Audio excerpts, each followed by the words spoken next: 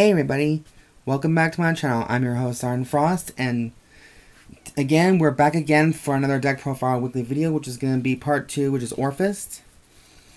So I know a lot of people who play Orfist. I know this is like one of the best decks out there at the moment, as far as I know, because there are some cards who are like, you know, a tad bit expensive, but you know, until we get the new team of the new nations ride lines, I'm gonna probably be doing more of these budget videos, but more just to help the younger players out and the people who can't, you know, really afford all that good stuff. But that's just me.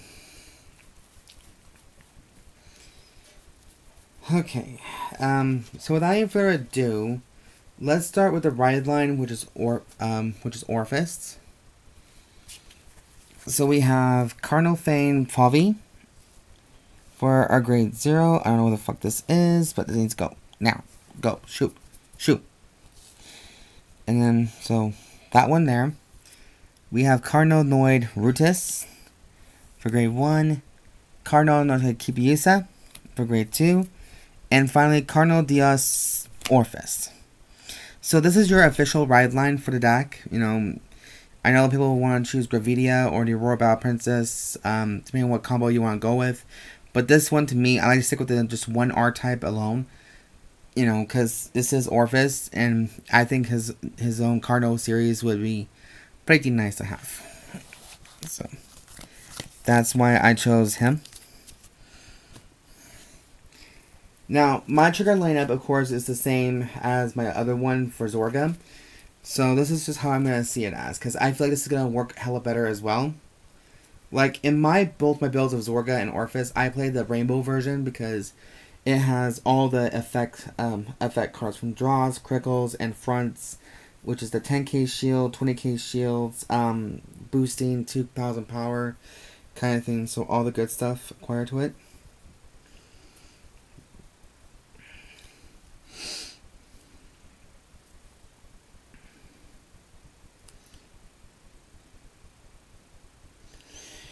Okay, so we're playing 4 of the heals, which is Cardinal Prima Nabilem.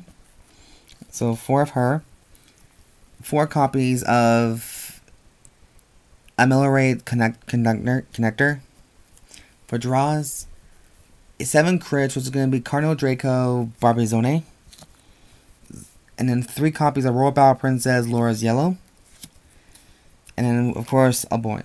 You know, you can't really have a budget version without this whole guy. Now, the over trigger for Brandt is getting a little bit more expensive due to the fact that we have Ava now, which every guy I know that is simping over her besides Theagra, which, give me a fucking break. Like, I'm gonna be honest with you guys right now, give me a fucking break. Like, that, it's just, the reason why it's so expensive because every guy I know is simping over her and Theagra. Especially Theagra. That's why the complete guards are going up in price. Because everybody's playing Theagra. And then, with the new release on the new Sanctuary card, which is Youthberg, everybody's now been playing that and bandwagoning that deck because it might win decks. And especially if it reveals the Revolt dress. Which, nice mechanic, by the way. But even I will try it, just like don't knock it till you try it, but it won't be my favorite deck. Okay, grade 1s. We're playing 8 grade 1s in the deck, and I'm playing 4 copies of Cardinal Fang Rayosia. And this one's just for Orfist, it's an Orfist card, so it's like its own little personal pet, right here. And then we're playing 4 complete guards, which is Craggy Beast, Girgrand. So 4 of those.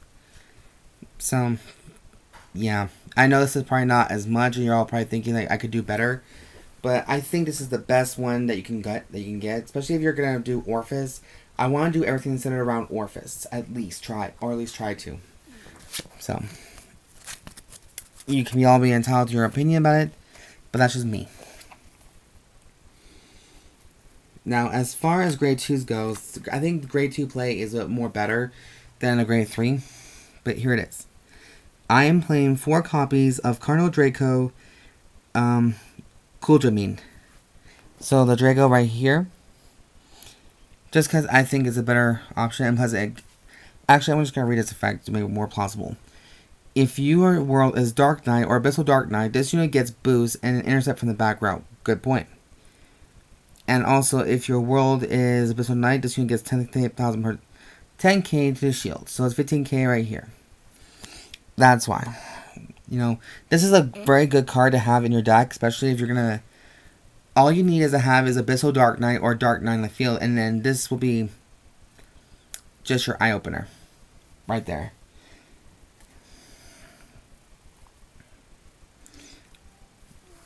Then I'll have 3 copies of Cardinal Draco, Destijade for the other card.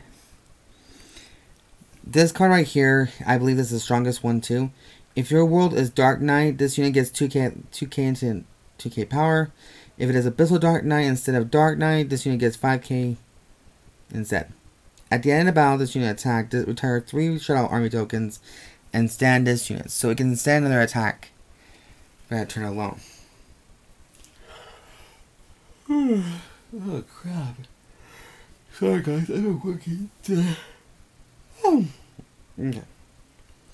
Now, for the set world orders, I decided to play 3 Hollow Moonlight Knights. So 3 of those, and 3 of the Eclipse Moonlights. These 2 are worked differently, but this one here I will read.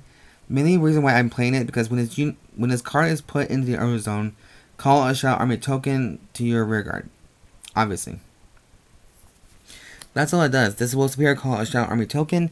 The Hollow Moonlight allows you to draw a card upon its activation. So you can draw a card, you can activate another one again, and just work on that good shit and get more tokens. Because the deck right now requires you just to get some more tokens on the field. I think that's what what gets to it. So yeah, that is why I'm choosing. This is a very good deck, you know, don't get me wrong. I think that's kind of why Orfist is getting more support in the festival collection, because he is one of the good decks to play. For grade 3s, of course, we're playing 3 Orfists. 4 of the Cardinal Draco Mausoleum, because Mausoleum is a very nifty card. I mean, I got my ass handed to me by this deck over this card a lot, so I'll tell you why. It's an active skill. Retire a Shadow Army token, and this unit gets 10,000 power until end of turn. If this ability was activated for the 3rd time this turn, this unit gets +1 critical until end of turn. So you can retire 3 of your Shadow Army tokens, then you can gain 30,000 power, and it gets +1 critical. So it's a very nifty card to have. But the thing is, it requires you to have the number of Shadow Army tokens required. That's kind of why. And then for the last card, we're playing a new set order. In the Darkness, Nobody Knows. So I'm playing 2 of these just to add more fuel to it. And this ability is, when this card is put into your owner zone, choose one of your opponent's front row rear guards and retire it. So I can play 4 of these if I really wanted to. But I think getting your field on as fast as you can has some consequences.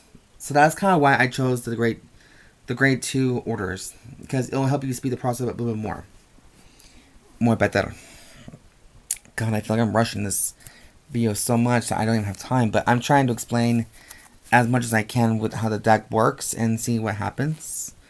So, I guess you could say that's the problem with me right there. Like, I try my very hardest and try to, you know, find a video carefully and, you know, see if it works and what happens. And if it works, it works. And this deck right now is very plausible. I just wish I had more time to, you know, actually play it and, you know, play more of this deck on my own properly. But I figured you guys can have a better chance at this deck more than I can. So, again, guys, this is the build that I recommend trying. You know, give it a chance to see if it will work in your favor. And if not, there's always better options. And I'm pretty sure there's a lot of other YouTubers that does a budget version of these decks as well. So not just me, but a lot of other people that can do it. So yeah, that concludes the video for you guys. I hope you guys enjoyed this deck profile weekly for this week. And next week I'll try to do a better one that we all know I can do. We actually way better than that. But yeah. But anyways, you guys, I'm going to get going because I have an event to go to pretty soon. I have to get ready for that. So, yeah. If you guys like the videos I do create for this week or the videos I do currently make, subscribe to my videos. Or subscribe to my channel. I'm sorry. My brain's kind of fried. My apologies. Yeah, so subscribe to my channel. Thumbs up for it. Like, comment down below what your thoughts are on it. You know, just all those good stuff. And again, you guys, I really do appreciate the love and support you guys shown me, and even though there are times I've been wanting to give up for so long, that because I just feel like I'm just not good enough for this, but you all have stayed with me to the better end. Some of you guys just are still new, and you're still trying to get to know me as a person and my channel, which is okay. You know, you're always welcome to look through it if you want, but, you know, I do this because I want to bring more to the table than just a simple meta deck that everyone thinks that you should be playing, instead of, you know, like, oh, I don't really care about the players, I just care about getting more subs and, you know, more of a Patreons or, you know, on that shit. So, like, I will never do a Patreon. Don't ask me if I can do it. I'm not a celebrity. I never see myself as a celebrity. I just want to bring my own thoughts to the table and just see what everybody would like to try differently and get out of your comfort zone. Don't be afraid to express yourself the best you can. But yeah, anyways, you guys, that is the video for this week, and I hope you guys stay safe, make good choices, and when you go out there, just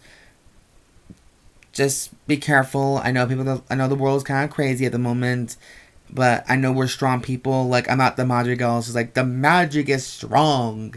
No. Vanguard is strong. And so are the drinks. But yes, besides the point is, I'm your host, Siren Frost. Signing out, you guys.